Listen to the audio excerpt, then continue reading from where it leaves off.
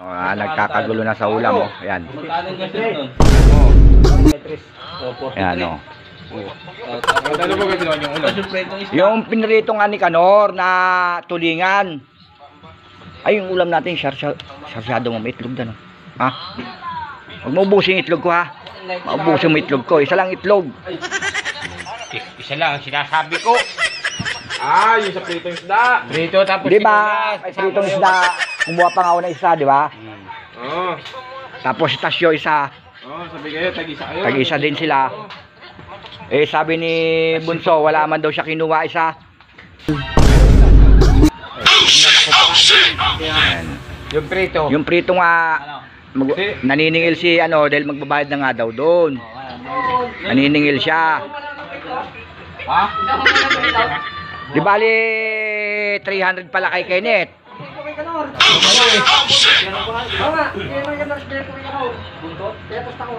Nagkakagulo na dahil sa prito, mga kaibigan. No? Tapos tumupa, tapos di mo kinuha, igautok.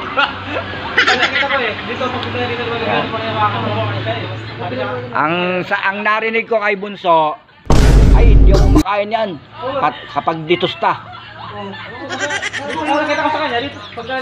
Tapos sinabutan ako ni Kanor, yung pala, pag-abot sa akin ni Kanor doon, sabi ko, ano to, Nor? Libre. Kumuha ka na lang ng isa, di pala libre ang putang ina. Di naman ako nahiyay. Putang ina. May ulam ako doon, Lucky Me.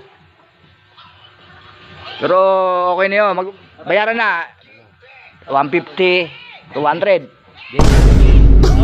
200, 150. Ilang bang ano yun?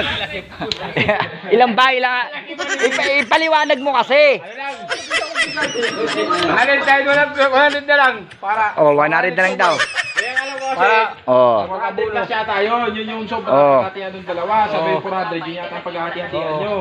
Oh, yun. 400 din sa isda. Oh. Pati kami, ilang kami ron. Oo nga.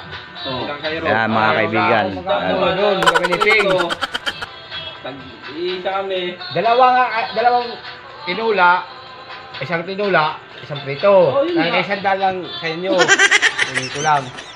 Bahala. Oh, sige na. Okay na. Kay Kenneth 150. Tagakain yan eh. Tagakain. Bakit pa magbago ka ba? 150. Oh, narinig mo 150, di ba? Buntot eh. Buntot. May lason pa yon. Oh. Eh, doon na lang tayo para tama. So, kunin mo kay Kenneth yung isang dano. Hindi na isang dano ako. Ha? 75. Oh, bili na kayong butane. Mahilig kayo magsaing eh. Okay, lakad na kayo para maka-isang red horse tayo. Ayan, tapos na yung balik.